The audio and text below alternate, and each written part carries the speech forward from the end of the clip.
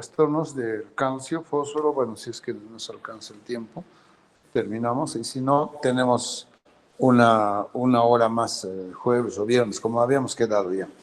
Bueno, en todo caso, recordarles algunos aspectos fisiológicos en relación a, ya, a lo que es el calcio. No sé si están todos. Están llamando lista, ¿no? Yo llamé lista al inicio, doctor. Y Ya. algunos compañeros también tienen rotaciones, pero eso lo debo considerar después, doctor. No se preocupe. Bueno, ya, ok.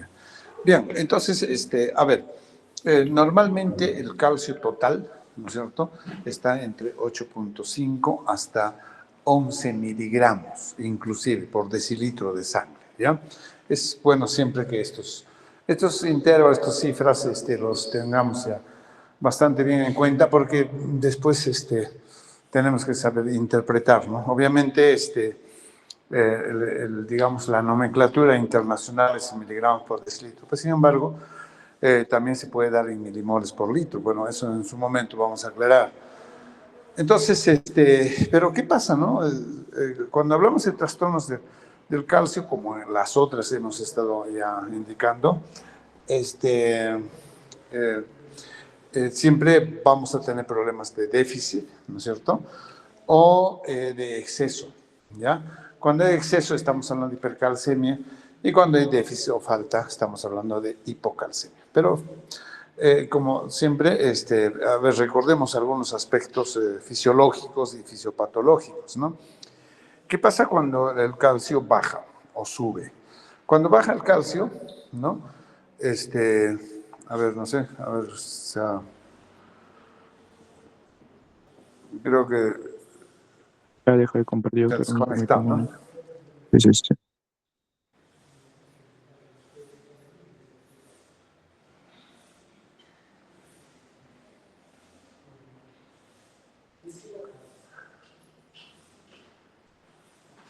Bueno, entonces regresa. Entonces les decía, tienes que... Ok, cuando el calcio entonces sérico baja, obviamente va a haber una liberación de paratormona. A ver, que regula el metabolismo del calcio y del fósforo, recordarán ustedes, esta es la glándula paratiroides, ¿no? Esta glándula paratiroides se encuentra conjuntamente con la glándula tiroidea, ¿no? Entonces, en número de 4, se recordarán, ¿no es cierto? Entonces, ¿qué pasa cuando el calcio baja? Hay una liberación de la paratormona tratando de compensar esa disminución. Entonces, va a favorecer la movilización del calcio de los huesos, ¿correcto? Porque el hueso, los huesos, es el almacén, ¿no?, importante del calcio. Y por otro lado, va a disminuir la eliminación renal. Claro, le falta calcio, pues, entonces tiene que disminuir la eliminación renal. Entonces, cuando hay hipocalcemia, por otro lado, se estimula la hidroxilación renal de la vitamina D3, ¿no?, que produce aumento de la reabsorción intestinal del calcio. O sea, aumenta la producción de vitamina D3, y esto a su vez también va a aumentar la reabsorción intestinal del calcio, y a su vez también va a disminuir la eliminación renal. O sea, esta vitamina D3 es muy importante, ¿no? Siguiente. Entonces, a ver, cuando nosotros nos preguntamos cómo se encuentra el calcio, en qué formas está el calcio en nuestro organismo, fíjense, el 40% está unido a las proteínas, pero ¿a quiénes? Fundamentalmente a la albúmina, ¿no? El 5 a 10% forman compuestos con fosfatos y citratos, y el otro 50% es el calcio iónico. Es el calcio iónico, es el biológicamente activo, ¿correcto? Ahora, es importante estos datos. Mira, fíjense que ahora estamos ya adentrándonos un poquito más en el curso. Mira, por cada descenso de 1 gramo de albúmina sérica, el calcio disminuye 0.9 miligramos por decilitro, sin modificar el calcio iónico, ¿ya? Entonces, si ustedes tienen un paciente que tiene albúmina baja por cualquier circunstancia, sea desnutrición o cualquier otra situación, el calcio que ustedes van a hacer dosaje en la sangre no va a ser real.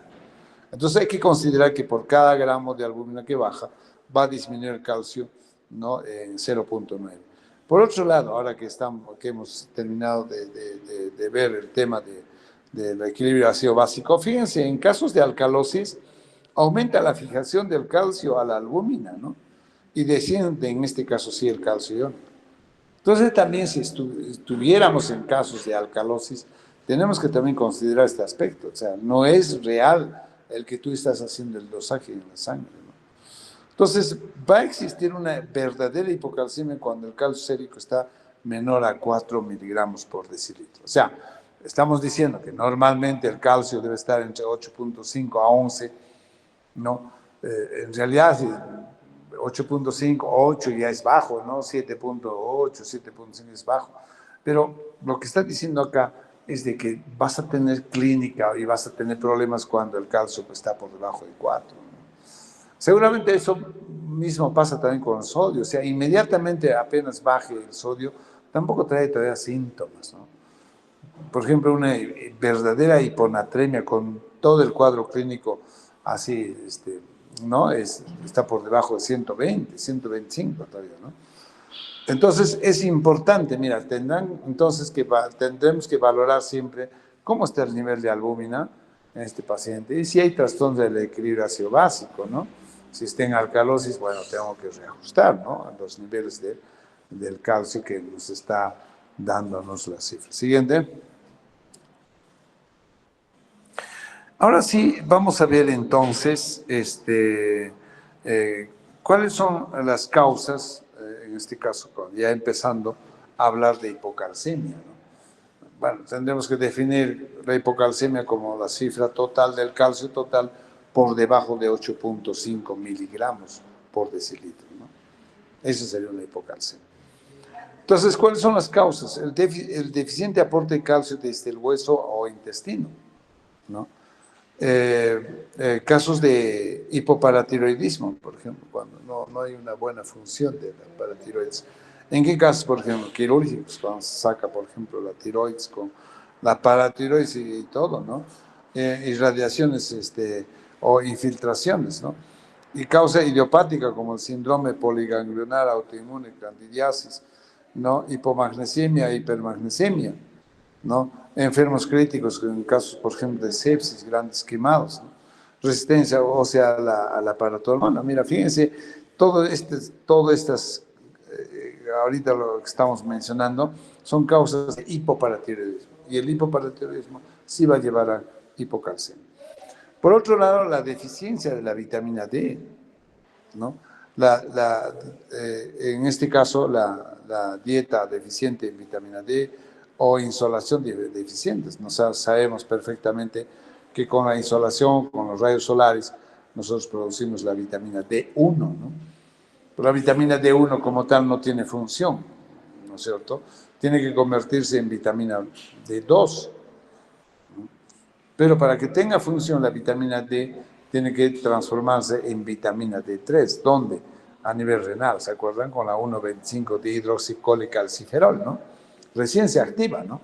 A nivel renal la vitamina D3. Y la vitamina D3 estamos diciendo que juega un rol muy importante en la regulación del calcio, ¿no?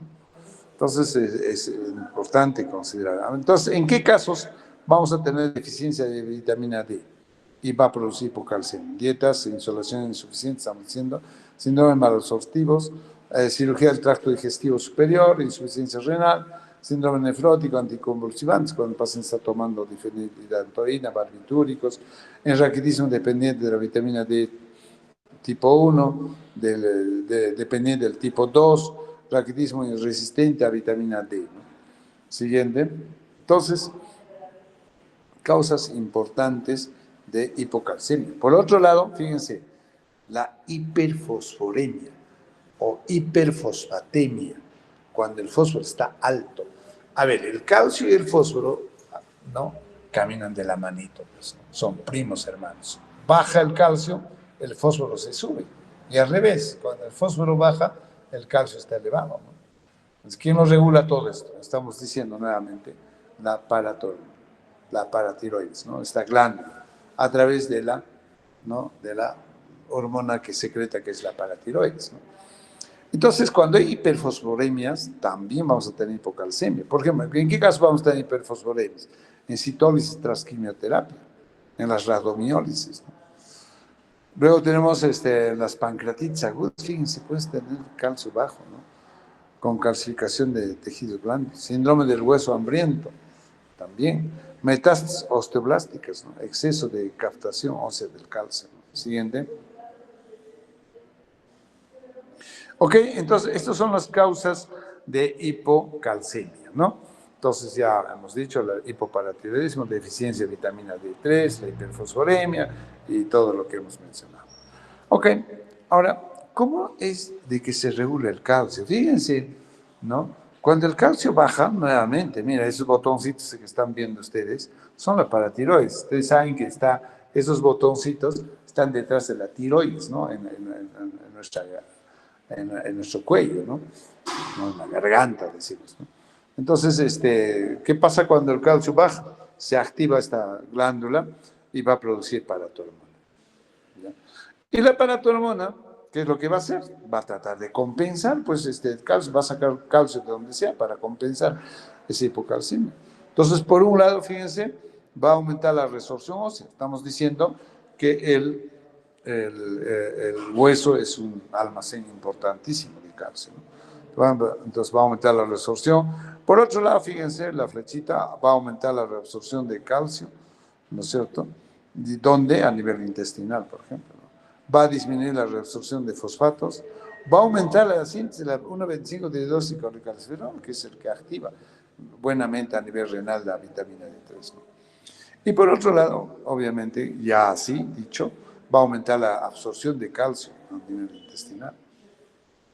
Entonces, todos estos mecanismos se van a activar con el afán de ¿qué? De tratar de compensar esa hipocalcemia, ese déficit de calcio, ¿no?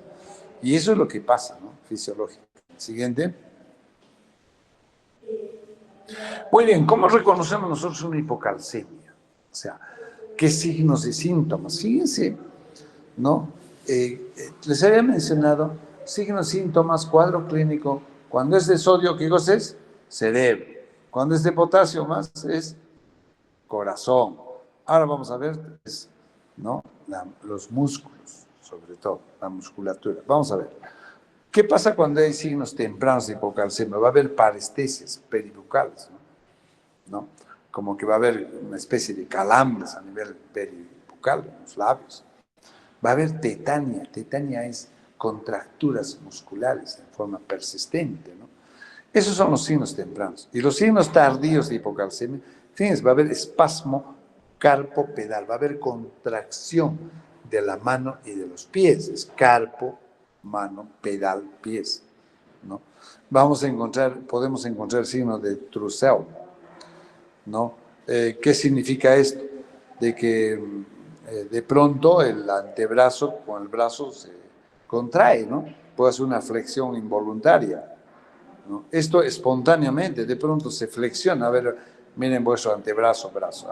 De pronto se hace una flexión, ¿no? Entonces puede pasar eso. Pero también podemos estimularlo, ¿no? Tú utilizas el manguito del tensiómetro, o sea, como que quisieras tomar la presión, ¿no? Le ajustas y solito va a contraerse el miembro superior, ¿no? Ese es el signo de Trussell. El signo de Chebostek es que hay una contractura de la región malar, de la musculatura de la región malar. Entonces, si tú le ves la cara a un paciente que está haciendo el signo de Chebostek, va a estar asimétrico, ¿no? Por un lado va a estar contraído y el otro lado, ¿no? Eso espontáneamente, pero también le puedes estimular, ¿no? Haciendo una especie de percusión a nivel del nervio facial, ¿no? Le haces una percusión y se va a contraer la cara. Ese es el signo famoso de Chebostek, ¿correcto? Eso ya, digamos, en lo posterior, pero tempranamente vas a tener parestesias. Y los signos graves de hipocalcemia es convulsiones. El paciente puede convulsionar, puede haber edema de papila. Y fíjense qué pasa al electrocardiograma, ¿no? Preguntas de examen. Hipocalcemia. ¿Qué pasa con el QT? Se alarga, ¿no? Se alarga el QT. ¿Cuánto mide el QT? Eso lo saben ustedes perfectamente, ¿no? O sea, se alarga eso, ¿no? Y esto podría llevar también a un cuadro de insuficiencia cardíaca aguda, ¿ya? Entonces, hipocalcemia, el QT se la alarga. En la hipercalcemia, el QT se acorta. Entonces, ya para la siguiente clase, ¿no es cierto? Alguien de ustedes va a decir, doctor, el QT mide tanto, ¿ya? Entonces, esa es la clásica desde el punto de vista electrocardiográfico, ¿ya? Entonces, no se olviden, muchachos, la sintomatología en hipocalcemia o hipercalcemia va a estar dominada por problemas de musculatura, de contracción, tetania, ¿no? Entonces, eso es lo que caracteriza. Sodio, cerebro, sistema nervioso, ¿no es cierto? Potasio, corazón. Calcio, ya estamos, ¿no? Siguiente. Y ahora sí, ya hemos diagnosticado, ya hemos hecho el análisis, ¿no es cierto? Ya, ya hemos reconocido también clínicamente qué cosas puede tener un paciente que tiene hipocalcemia. Ahora, ¿cómo tratamos? ¿No? ¿Cómo tratamos?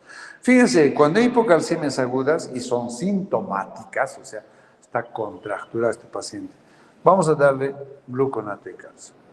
El gluconato de calcio les trae recuerdos, ¿no? Entonces, cuando yo digo recuerdos para tratar algún trastorno electrolítico, seguramente ya están ustedes ya están diciendo, ¿no? El gluconato de calcio, oye, ¿a quién puede salvar a un paciente que tiene hipercalemia? ¿Se acuerdan?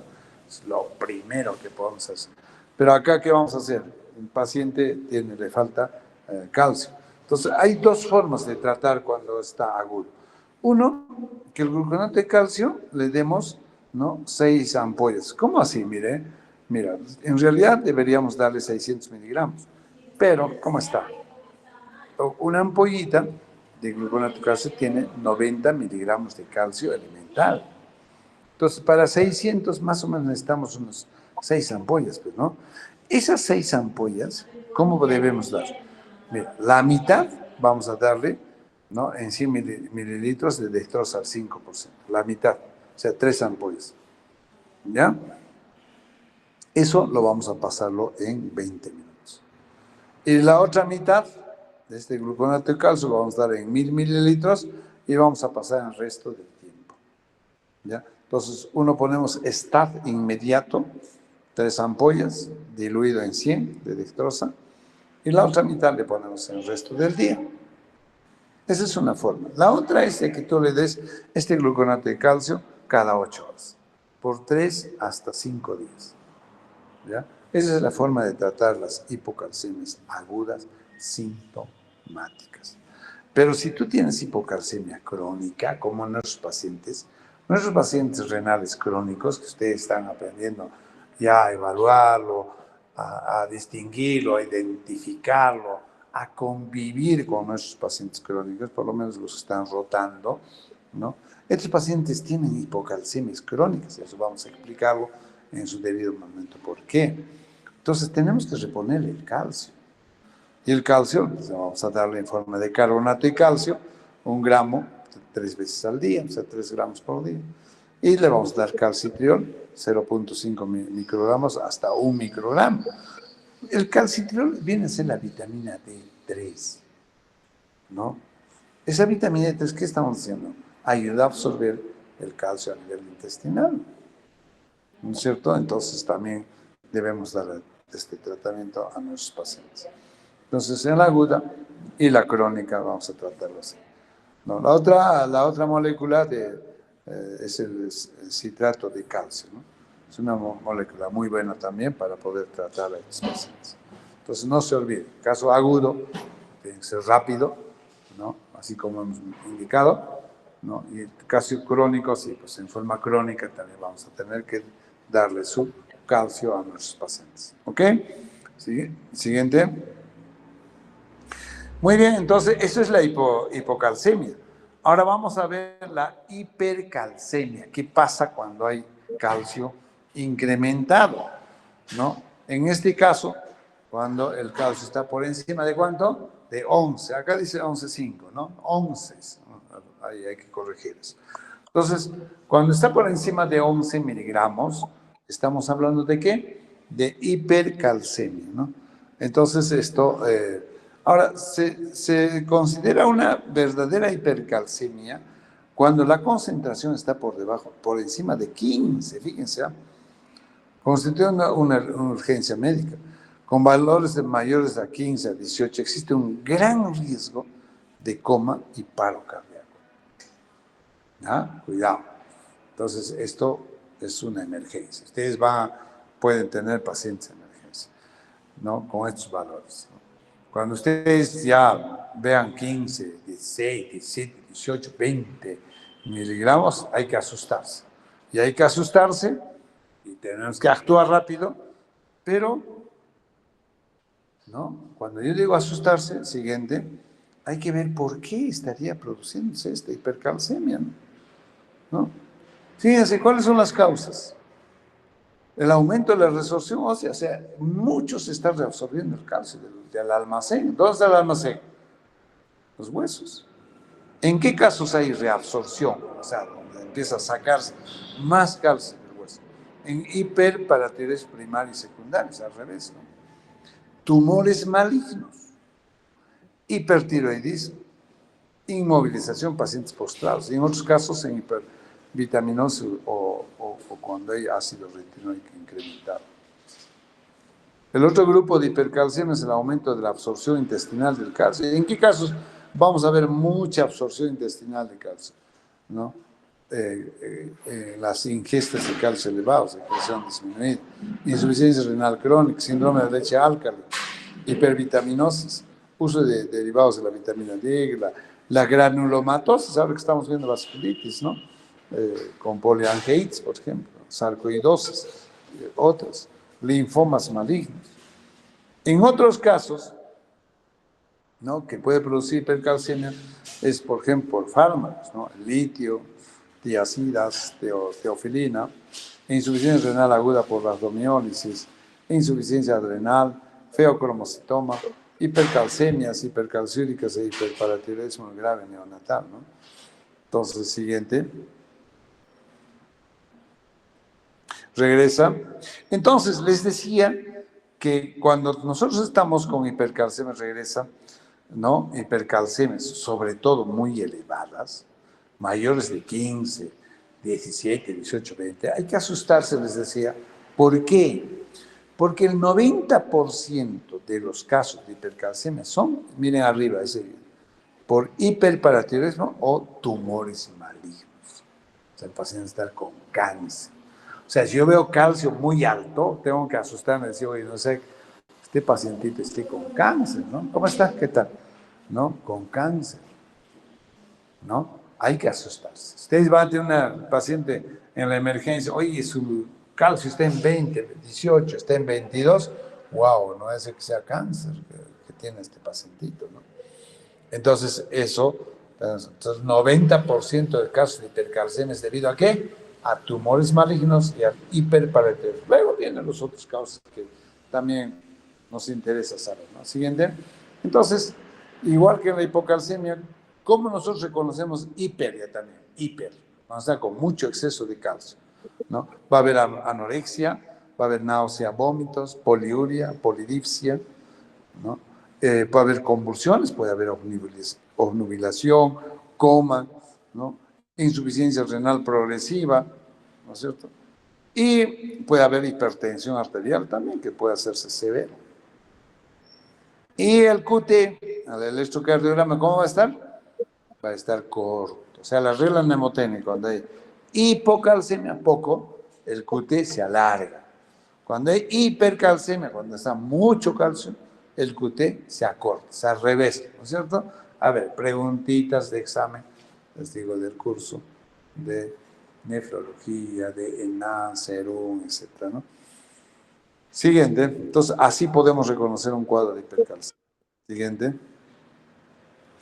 Pero cuando la hipercalcemia es crónico ya, o sea, el paciente tiene mucho tiempo, puede haber litiasis renal, o sea, cálculos renales, nefrocalcinosis, insuficiencia renal crónica por depósito de calcio, úlceras pépticas, pancreatitis, queratopatía en banda, nefropatía tubulointersticial, calcificaciones viscerales, cuando es crónico. ¿correcto? Entonces, así podemos reconocer. Siguiente. Muy bien, entonces, ¿cómo hacemos nuestro diagnóstico en paciente que tiene calcio alto? Obviamente la historia clínica para todo, no solo para esto, es muy importante, ¿no? A nivel de anamnesis, a ver qué es lo que tenemos que enfatizar, ¿no?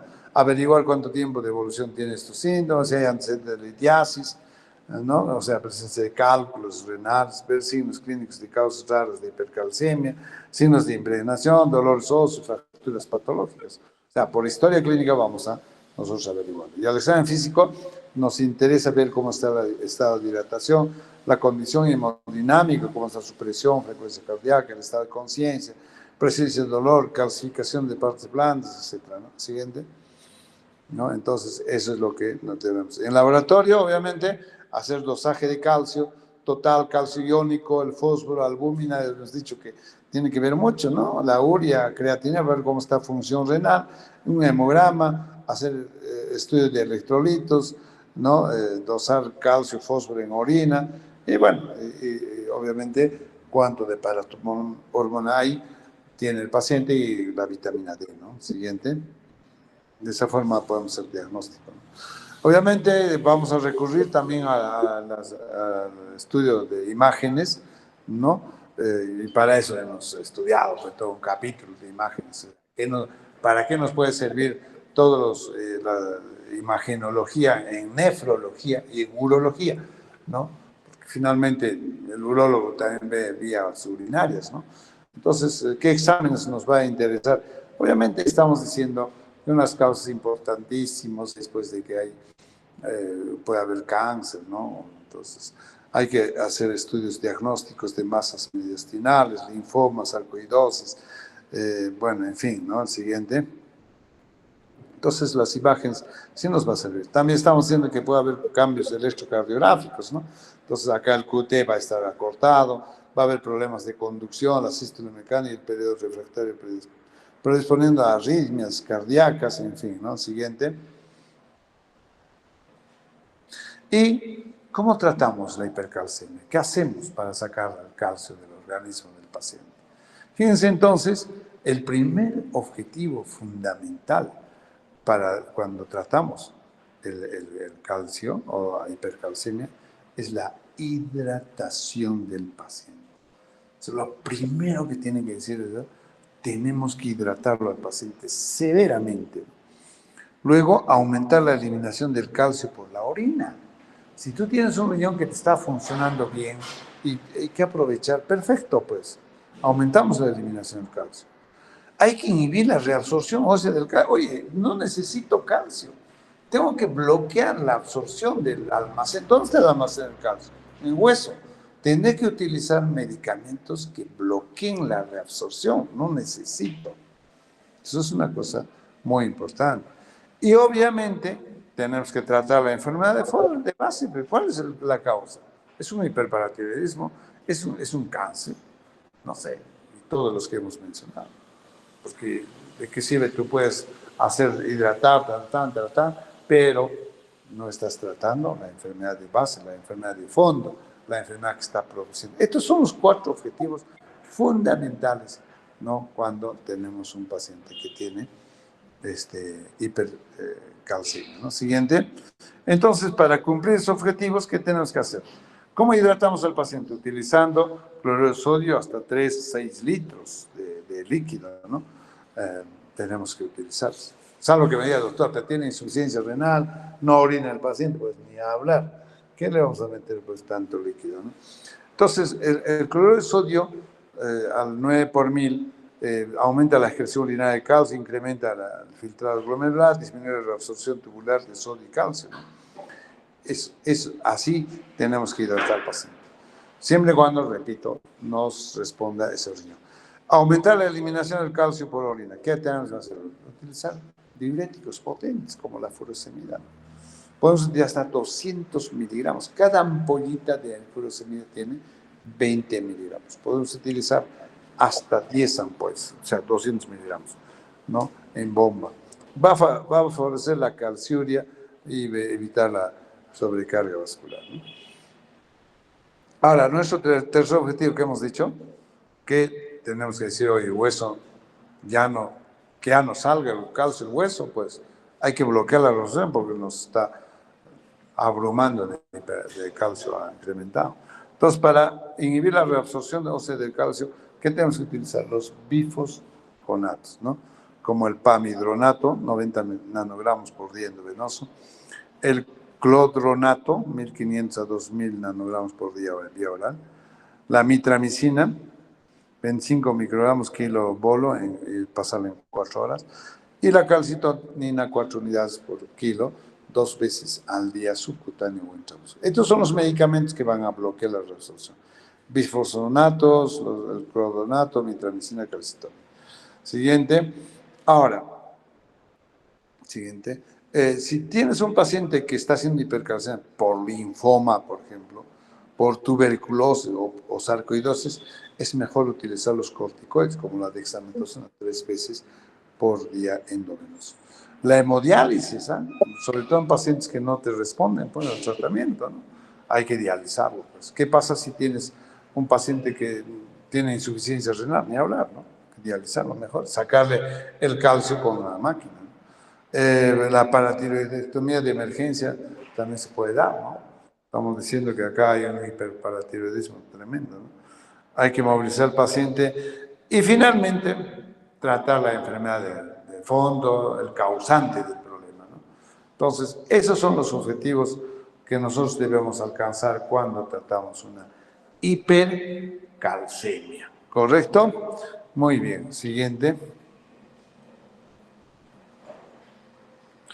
Muy bien, entonces, dicho así, en relación a los trastornos de metabolismo del calcio, vamos a ver ahora los trastornos del fósforo. ¿Ya? Y como siempre, recordar las funciones que cumplen nuestros electrolitos, ¿no? En este caso, el fósforo. ¿Qué hace el fósforo? Primero tenemos que saber, pues, cuál es su función que cumple, ¿no? Y si se altera eso, ¿qué va a pasar con el paciente, ¿no? Si cumple sus funciones.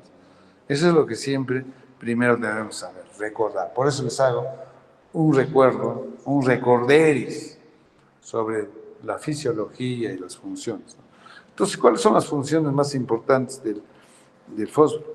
Como habíamos dicho a las clases iniciales, el fósforo también es más intracelular, igual que el potasio, ¿no? Entonces, ¿qué va a pasar? ¿Qué hace el fósforo? Forma parte estructural de las nucleoproteínas. Es un regulador enzimático, fíjense, ¿no? Es un mediador de respuesta celular a través de la AMP. Es un captador de energía a través del ADP y ATP. Es un regulador de la liberación de oxígeno por la hemoglobina. Es un regulador de la actividad de las 2,3-difosfoglicerato dentro de los eritrocitos. Es un regulador del metabolismo de calcio, paratormona y vitamina D3. Entonces, repito, si yo sé que cumplen estas funciones importantes, tanto de reguladores enzimáticos, cumple también produciendo energía, tiene que ver también con lo que es la fisiología de los hematíes, ¿no? Y también la regulación. Entonces, ya sé qué va a pasar cuando el paciente le falta o le sobre el fósforo, ¿no? Siguiente.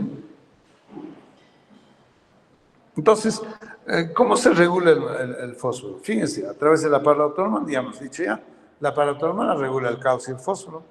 Entonces, va a disminuir la absorción intestinal del fósforo, la paratormona, va a incrementar la excreción renal del fósforo, va a incrementar la remodelación ósea. ¿La vitamina D también tiene que ver en la regulación del fósforo? Sí. Va a incrementar la absorción intestinal del fósforo, incrementa la reabsorción renal del fósforo, incrementa la resorción ósea del fósforo. Siguiente. Muy bien, recordado así, ¿no? ¿Qué funciones cumple el fósforo y cómo se regula? Ahora vamos a ver qué pasa cuando el fósforo está deficiente, cuando hay un déficit de fósforo. Pero no, primero tenemos que recordar cuánto de fósforo tenemos por miligramos por decilitro. ¿Cuál es el valor normal? De 2,7 a 4,5. Súper menos que el calcio, ¿no?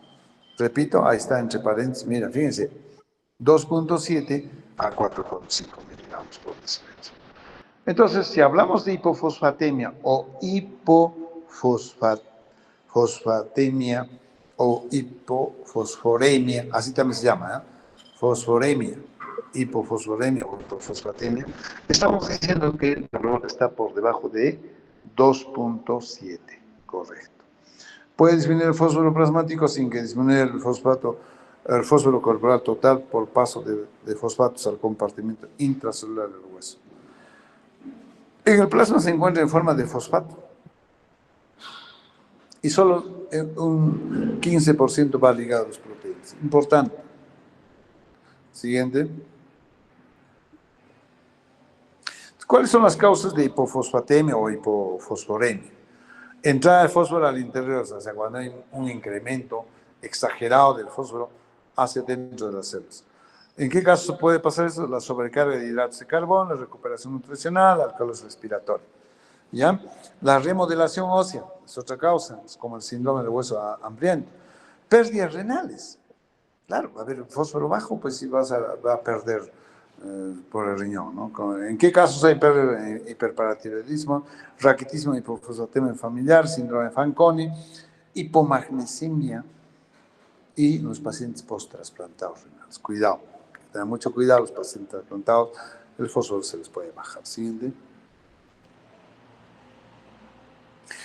Por pérdidas digestivas también, en caso de mala absorción, ahora que están estudiando gastroenterología, ustedes van a estudiar un capítulo sobre el síndrome de mala absorción, ¿no? La ingesta excesiva de antiácidos. Y algunas otras causas, ¿no? Por ejemplo, el alcoholismo, síndrome de abstinencia, acidosis diabética, la alimentación de sueros glucosados, ¿no? Siguiente. Esas son las causas entonces de hipofosfatemia. ¿Cómo reconocemos nosotros una hipofosfatemia? Las manifestaciones clínicas van a ser más evidentes cuando está por debajo de 1.5 miligramos por decilitro. Pero doctor, usted está diciendo que por debajo de 2.7 es hipofosforemia. Sí, pues nunca los síntomas van a darse. Inmediatamente baja por del margen, ¿no? Siempre un poquito más bajo, igual que el sodio, igual que el potasio, igual que el calcio, igual que ahora el fósforo, ¿no? Entonces, a nivel hematológico, ¿qué va a pasar? Si ustedes recuerdan las funciones que cumple, que hemos recordado ahora, va a haber alteración a nivel hematológico. Obviamente, ¿qué va a pasar? Va a haber dificultad de eliminación del oxígeno por eritrocitos. ¿Se acuerdan?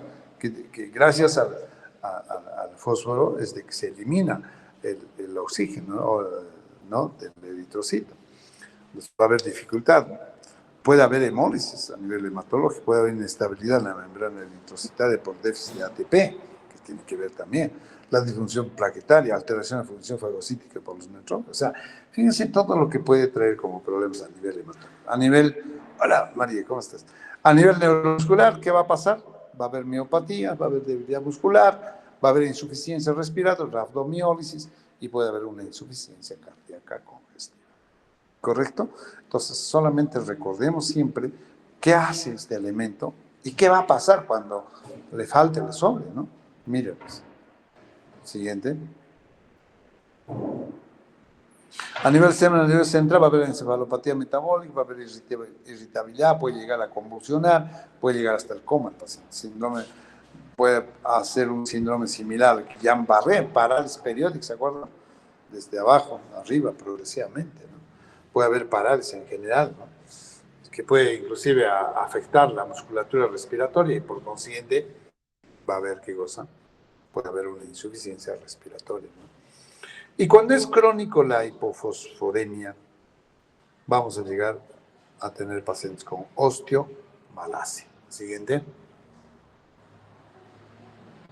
¿Y cómo tratamos, pues, el fósforo bajo?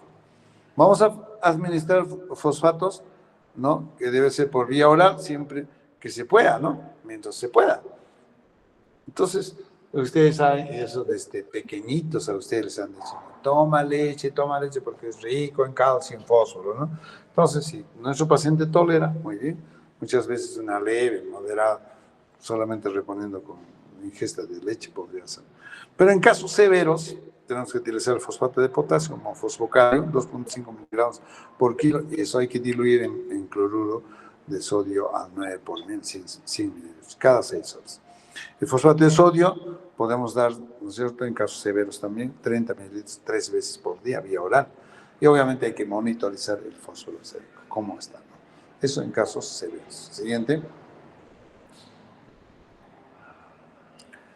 Muy bien, así entonces tratamos la hipofosfatemia, ¿no? Repito, ¿no? En casos leves, moderados, inclusive, no si hay tolerancia, solamente con la ingesta de leche. Y casos graves ya podemos utilizar el fosfocálio y todo lo que hemos mencionado. ¿Qué va a pasar cuando estamos en el lado contrario? Fósforo alto, hiperfosfatemia o hiperfosforemia. Entonces, ya, nuevamente, para hacerles un recuerdito, el fósforo es un elemento mayoritariamente intracelular. Ustedes tienen que contestar cómo. ¿El fósforo es un elemento mayoritariamente intracelular? Sí es mayoritariamente. En el plasma se encuentra como fosfatos y unidos a proteínas en 15%, hemos dicho. Y en la regulación, ¿quiénes intervienen? El fósforo y el calcio. La vitamina D, que favorece su absorción intestinal. La paratormona, que incrementa la excreción renal. Correcto. Siguiente.